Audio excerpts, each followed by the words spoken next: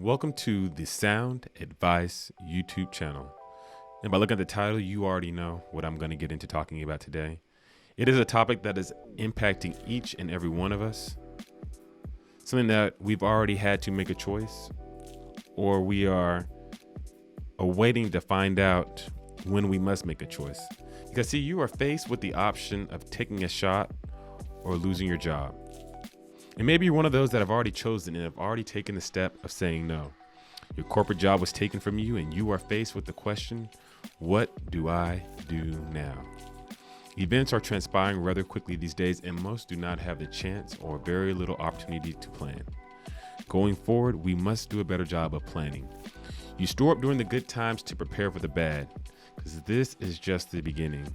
And I think one of the problems that society has been plagued with this idea of that we all need to get rich and enjoy the luxuries of this earth, the luxuries of this world.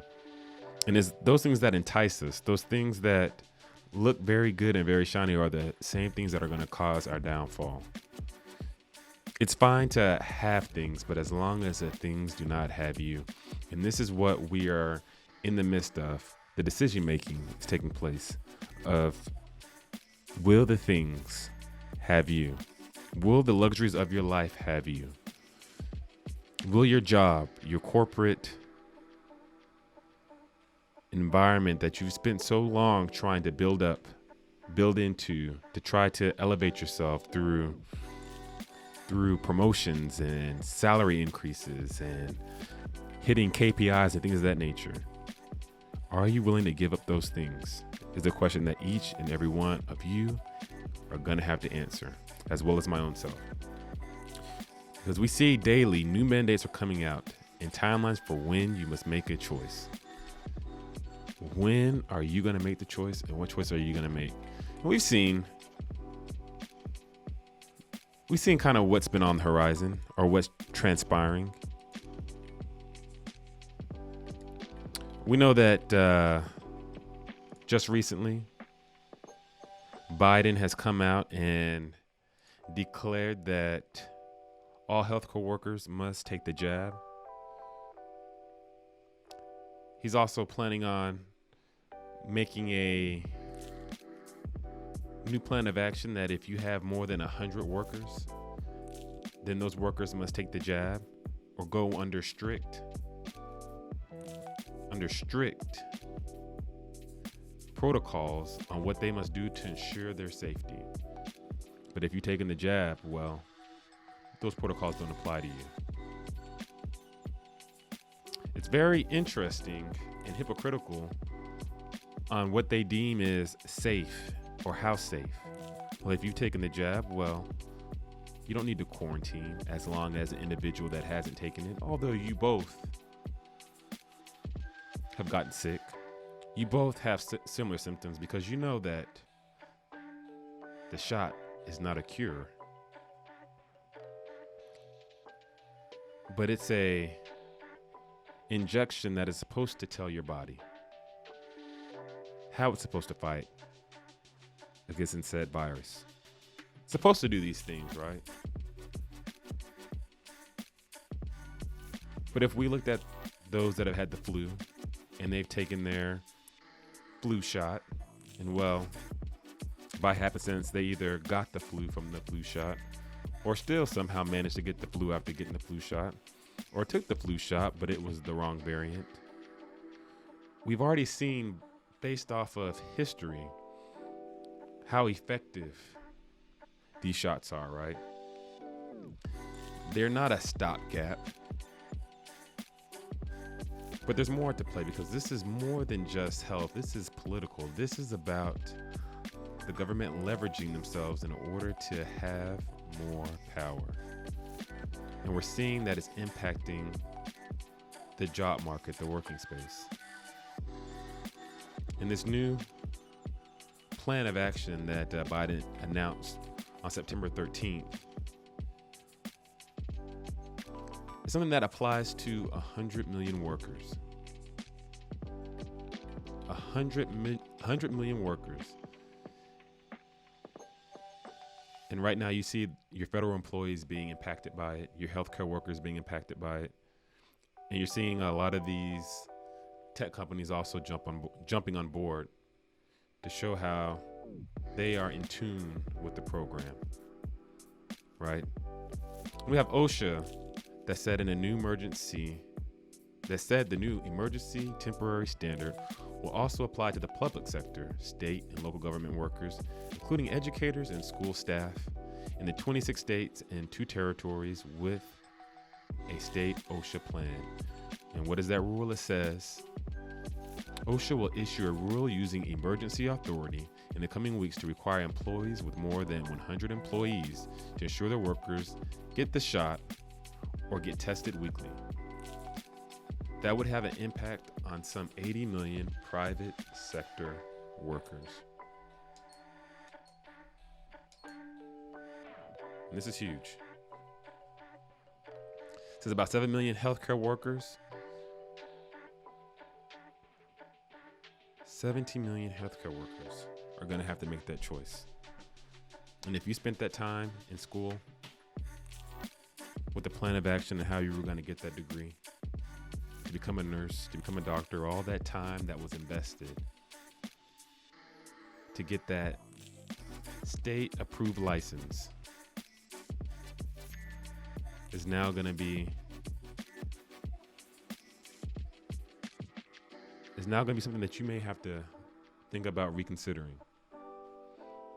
Because, like I just said, you're licensed by the state. So if you don't play by the state's rules, then you can afford to give up your license. It's a very interesting climate that we're in.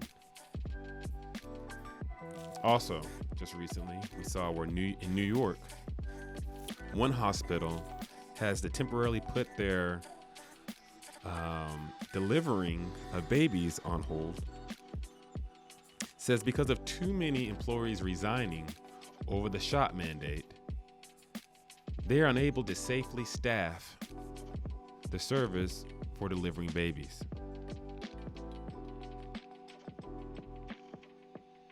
So there are those nurses, those doctors that decided to take a stand and say, you know what, we don't get down with the shot, and we're going to resign, which has impacted that hospital.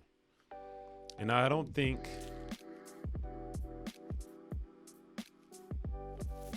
that, or I shouldn't say I don't think, I mean, it is unfair that mothers that are carrying children that will be looking at having a child within the upcoming month, it is unfair that the clinic that they thought that they'd be able to go to, or the hospital they thought they were going to be able to go to, is no longer being available. But it is because of the policies that have been put in place has made people choose whether or not they were going to keep their job or continue to play the games that the government plays. And unfortunately, people are going to be impacted. There are going to be those that are innocent that are going to be impacted. But the government doesn't care about the innocence of people. They only care about what it is that they plan to do and act upon. Then we see how even in the military, there are those that are standing up. We have a Lieutenant Colonel Paul Douglas Hague, whose wife put out a tweet in a response to the resignation letter that he had put out, where he was calling that the might that the military is posturing is rather Marxist. That the freedoms that he has fought for and his fellow military workers, those freedoms is not what the government is doing and utilizing today.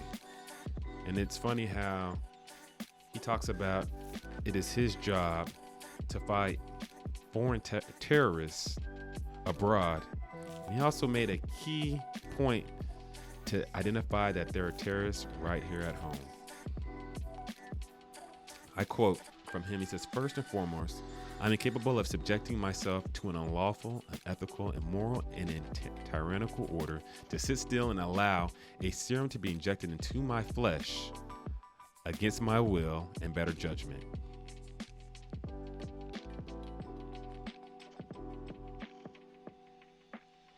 Those are great words there. And it continues. It says, Hagee listed multiple other reasons for his resignation, including what he views as an ideologically Marxist takeover of the United States government at their upper echelons, and a complete lack of confidence in the Biden administration, which he blamed for the Cabal terrorist attack last month that killed 13 U.S. service members. So even within the military ranks, lieutenant colonels are having to decide whether or not is this the same America that they took an oath to protect? Is this the same America whose values they promised to uphold? And it looks like even within our own military, the leadership is not on the same page and are able to see some of the things for what it is.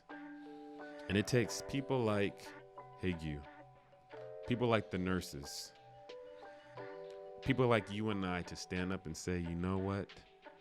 Just because it's your plan doesn't mean we have to roll with the plan. We don't have to roll with the punches, because for now we have a choice on who we work for, how we work, and when we work.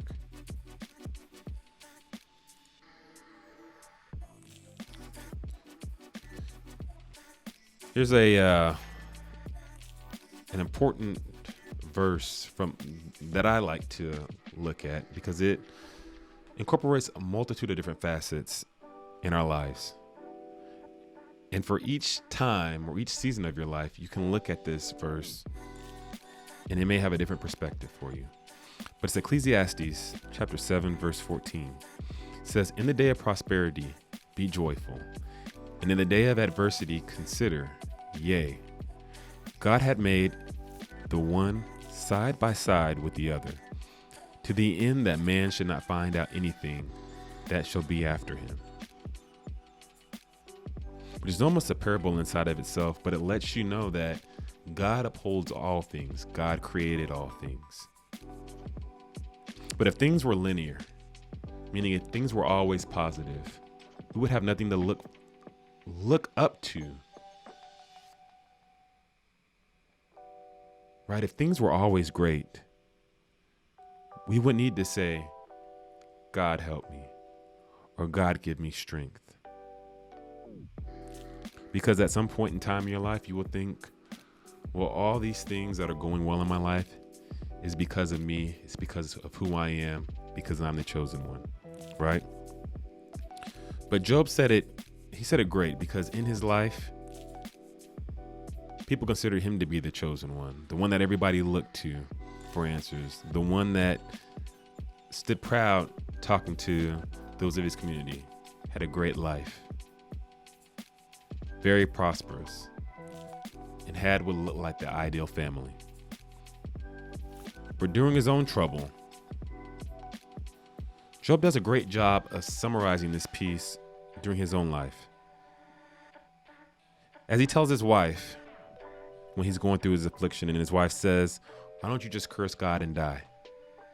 Because she felt like God left you, so why don't you leave him? He responds to her, he says, "Should we accept from God only the good and not adversity?" But before that, he called her a foolish woman. Why did he do that? Because she did not have eyes to perceive what is going on, that there's always going to be trial and tribulation in our lives. How can we accept the good and not accept the bad? They all come from God, because that allows us to mold and grow. If there was no obstacles, there were no need to train. And the things in life that happens, it allows us to train, to change our course of action, to get on the right path. If there is no obstacles, then you don't grow as a person. You can't grow as a person. You don't get to hone on the things that you need to hone in on. So in our life, to the elect, the Most High will send a word of warning. And for the wise, the Most High gives understanding of the seasons. He may not always tell us what is gonna happen tomorrow. He may not give us a warning. He may not say in 2020 there will be a infiltration that's going to take place within your country, and your country will experience an infectious disease that's going to kill some, going to make some sick, but it's going to be blown out of complete proportion based on the fear of life and death.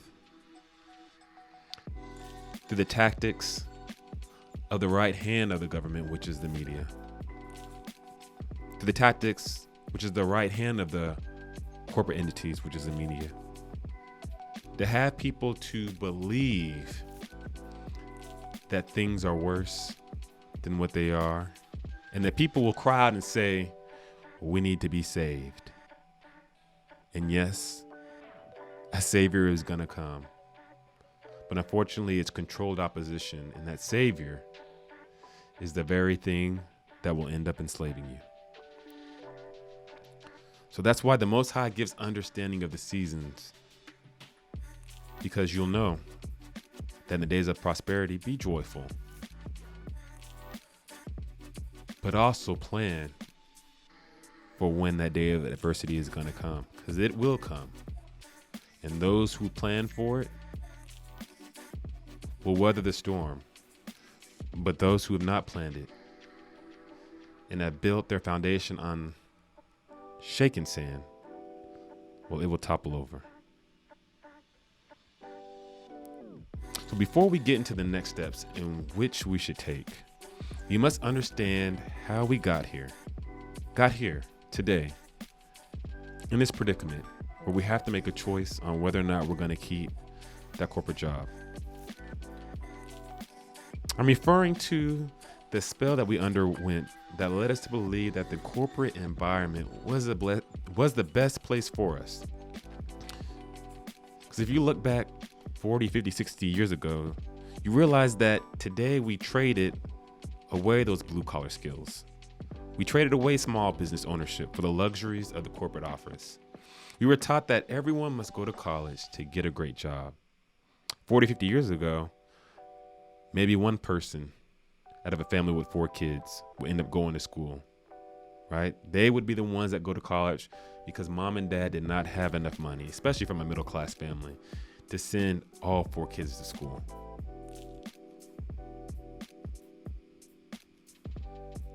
So again, I reiterate, we were taught that everyone must go to college to get a great job. And with the great job, you get a great life. And when it's time to retire, well, you get a great retirement pension, which is your reward for adding to the well-oiled machine. This machine is akin to the government, the beast system. You help add it to that well-oiled machine. And it was funny because, a month ago or two, when Jeff Bezos allegedly went into space, he wanted to thank all those workers and all those consumers that allowed him to do it. He said, it was because of your hard work and your money, I was able to make my dreams come true. And a lot of people took offense to that because of how nonchalant he said it. But it's in reality. You made his dreams come true. What about your own dreams? What about your gifts and talents? What about them? So you not realizing the more great things you receive, it becomes much harder to give up those luxuries. And when you're faced with standing up for what you believe, you can't because of the fear of losing those amenities. You become compromised. That's all it is. All the investment, the time in grade school that taught you how to be a good employee, the time in college that taught you how to be a great standout employee. And then you put those into practice as a practitioner and you were that great employee. And you received some raises, you got those accolades, you received those promotions, and you're like, well, all these things that I've achieved, and it's all coming down to, will I take this shot? This company has a great 401k plan that will ensure that once I turn 65 and I'm ready to retire, if I'm ready to retire, I'll have more than enough money in the bank to last me to the end of my life. All my needs are met. Is what you thought, right? But you have become compromised. But now is the time more than ever to hone in on your purpose and your interests in life. Your purpose was never the corporate office. Each and every one of us has skills, talents, interests, and things that we are great at. And marketing your gifts and talents has never been easier. Right? Through social media and the internet, you have to utilize those tools that are at your disposal. Find and develop interest groups for the great things that you do, rather than continue to be the consumer. You have to start producing. And this is where we erred. We went wrong when we stopped being the producer and we stayed being the consumer. It's time for us all to take a step back and reduce the noise and the pollution that's in our life and start producing. Everything has been made quick and easy for the consumer, but you got to start producing. We must get rid of our microwave mentality and start producing. We have allowed the government and the corporations to make our lives easier. And for most of us, we see this as a utopia. But for the elect, you will see that it is what it is and what it was designed for. That is slavery. So I'll leave you with this. In all thy ways, acknowledge him, and he shall direct your path. And he shall direct your path. And the Most High shall direct your path. This is Proverbs 3:6. And this has been your sound advice.